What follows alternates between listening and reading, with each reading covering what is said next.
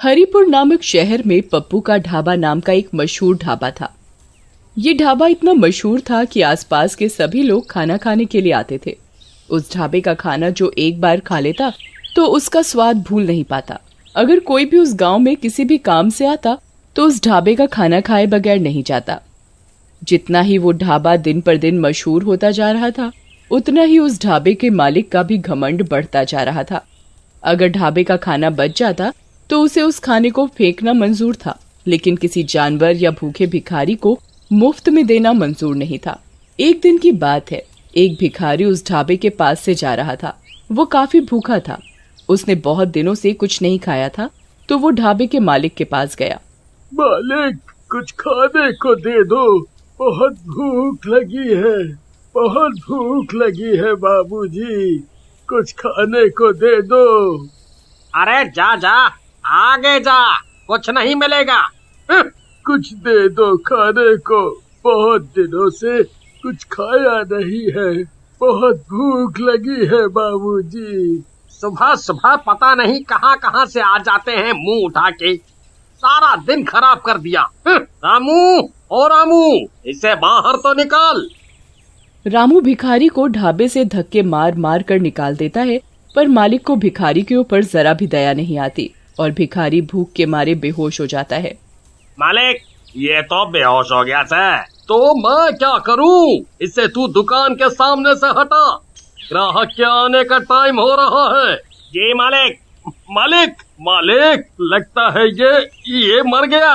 अरे ये क्या बोल रहा है? मालिक, मैं सही बोल रहा हूँ। तुम एक काम करो, इसे जो ढाबे के पीछे कुआं है उसमें फेंक दो और किसी को कुछ पता भी नहीं चलेगा। जी मालिक। रामू, किसी को कुछ पता तो नहीं चला? किसी ने देखा तो नहीं? नहीं मालिक। आज का तो दिन ही खराब गया। और कोई ज्यादा ग्राहक भी नहीं आए। कल सभी टाइम पर आ जाना, नहीं तो तुम्हारे पैसे काट लूंगा। जी मालिक। मालिक अपने सभी नौकरों को छुट्टी देकर वो भी अपने घर चला जाता है। मालिक को रास्ते में ऐसा लगता है जैसे कोई उसके पीछे पीछे चल रहा है। तभी मालिक रुक जाता है और पीछे देखने लगता है, पर वहाँ कोई नहीं होता। अरे मेरा वहम होगा। और वो चलने लगता है। तभी उसे अचानक कोई जोर से थप्पड़ मारता है। वो अपने चारों ओर देखता है, पर कोई नहीं था। वो जल्दी जल्दी चलने लगता है और अपने घर पहुँच जाता है। अरे भाग्यवान, जल्दी से खाना लगा दो, बड़े जोरों की भूख लगी है। जी अभी लाई। जैसे ही पत्नी खाना लेकर आती है, तभी भिखारी भूत उसकी पत्नी को जोर से धक्का देता है, जिसके कारण पत्नी के हाथ से सारा खाना गिर जाता है। अरे भाग्यवान, ये क्या किया? सारा खाना गिरा दिया। जी पता नहीं कैसे गिर गया, मुझे ऐसा लगा जैसे किसी ने मुझे धक्का दिया हो। आज का तो सारा दिन ही खराब गया। अगली सुबह मालिक अपने ढाबे पर काउंटर पर बैठा होता है। तभी एक ग्राहक आता है और कुर्सी पर बैठ जाता है और खाने का ऑर्डर देता है। रामू, जल्दी से खाना लेकर आओ। ये कैसा खाना है, इतना तीखा? क्या हुआ, खाना अच्छा नहीं है? ये कैसा खाना है? रामू, ओ रामू, आज तुमने ये कैसा खाना बनाया है? मालिक, पता नहीं कैसे हो गया, खाना तो अच्छा ही बनाया था। आज भी मालिक की कोई कमाई नहीं हुई थी और सारा खाना ऐसे ही वेस्ट हो जाता है। ये देखकर भिखारी बहुत खुश होता है। अगले दिन मालिक अपने नौकर से कहता है, आज ऐसा खाना बनाना कि लोग उंगलियां चाटते रह जाएं। और सभी नौकर और रामू खाना बनाने में लग गए। खाना बनकर तैयार हो जाता है। खाने की खुशबू तो अच्छी आ रही है। तभी ढाबे पर एक ग्राहक आता है। रामू, जल्दी से खाना लाओ भाई। वाह वाह वाह वाह, खाने की खुशबू तो अच्छी आ रही है। ग्राहक जैसे ही खाना खाने के लिए बैठता है, तभी उसकी थाली से अचानक रोटी गायब हो जाती है। अरे रोटी कहाँ गई? अभी तो थी। वो डर जाता है। वो रामू का आवाज लगाता है। रामू, रामू। जी साहब, क्या हो गया साहब?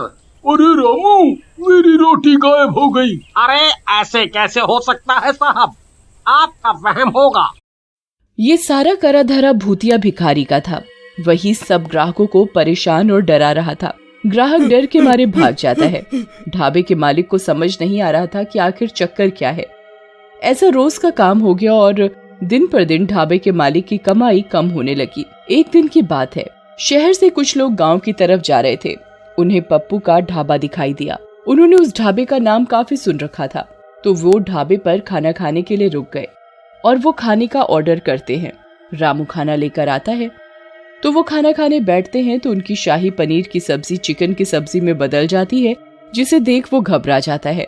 वो जैसे ही पीने के लिए पानी का ग्लास उठाते हैं तो भूतिया भिखारी सारा पानी उनके सिर पर डाल देता है और वो जोर जोर से चिल्लाने लगता है, भूत भूत भूत, अरे इस ढाबे पर तो भूत है। और वो वहाँ से भाग जाता है। देखते ही देखते ढाबे पर रोज अजीबोगरीब घटनाएं होने लगी। लोग उस ढाबे को अब भूतिया ढाबे के नाम से जानने लगे। एक दिन रात को ढाबे का मालिक जब ढाबे के गल्ले से पैसे निकालने के लिए गल्ला खोलता है तो वो देखता है कि इसमें तो एक भी पैसा नहीं है और पैसे की जगह मालिक को उस भिखारी का सर दिखाई देता है। भूत भूत, अरे ये तो वही भिखारी का सर है जिसे मैंने कुएं में फेंकवा दिया था।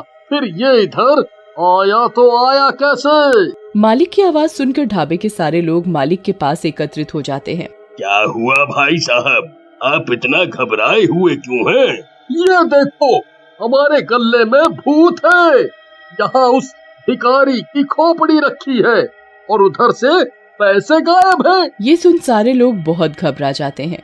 अरे भाई साहब, ऐसा कैसे हो सकता है? जाओ, तुम एक बार गल्ला खोल के देख लो, तुम्हें वहाँ एक खोपड़ी मिलेगी। वो एक भूत है, भूत। वो आदमी मालिक की बात सुनकर ढाबे का गल्ला खोलता है, पर वहाँ ना तो कोई खोपड़ी होती है और साथ ही उधर उसके पैसे रखे होते हैं। अरे क्या भाई साहब, लगता है आपकी तबीयत ठीक नहीं है। आपने नींद में कोई सपना देख लिया है। आपको आराम करने की आवश्यकता है। अरे नहीं भैया, मैंने यहाँ सच में एक खोपड़ी देखी थी। मैं बिल्कुल सच बोल रहा हूँ। मालिक अपनी बात सबको मनवाने की कोशिश करता है, पर कोई उसकी बात नहीं सुनता और ना ही विश्वास करता है। तभी रामू मालिक के पास आता है। मालिक, मुझे ऐसा लगता है कि ये सब वो भूखा भिखारी कर रहा है जिसे आपने कुएं में फेंकवाया था। वही उसके भूखे होने की वजह से उसकी मौत हो गई थी और इसी वजह से उसकी आत्मा हमारे ढाबे में भटक रही है और आपको दिन रात परेशान कर रही है। रामू, मुझे भी यही लग रहा है। तुम सही बोल रहे हो, पर अब इस बात का क्या इलाज है? तुम मुझे ये बताओ। अगर ऐसा ही चलता रहा तो मैं एक दिन पागल हो जाऊंगा और मेरा ढाबा भी बंद हो जाएगा। आप चिंता ना करिए मालिक, मैं एक बाबा को जानता हूँ। मैं आपको उनके पास लेकर चलूंगा। उनके पास हमारी परेशानी का कोई ना कोई हल जरूर होगा। ऐसा मेरा उनके ऊपर विश्वास है। मैंने उनका काफी नाम भी सुना है। वो सबकी परेशानी दूर कर देते हैं अपनी पूजा पाठ से। रामू और उसका मालिक अगले ही दिन बाबा के पास जाते हैं। वो बाबा को उधर जाकर सारी बात सच सच बताते हैं। ये तुमने क्या किया? तुमने एक भूखे भिखारी की जान ले ली। उसकी आत्मा भूख की वजह से ही तुम्हारे ढाबे में भटक रही है और तुम्हें परेशान कर रही है। बाबा जी, हमारी मदद करो, हमसे गलती हो गई। हम कभी नहीं करेंगे आगे से ऐसा। हमें माफ कर दो बाबा। बाबा अपनी शक्ति से उस भिखारी की आत्मा को बुलाता है। मुझे किसी ने परेशान किया तो मैं सबको मार डालूंगा। मुझे माफ कर दो, मुझसे गलती हो गई। मैं आगे से कभी किसी भी भिखारी को भूखा नहीं जाने दूंगा।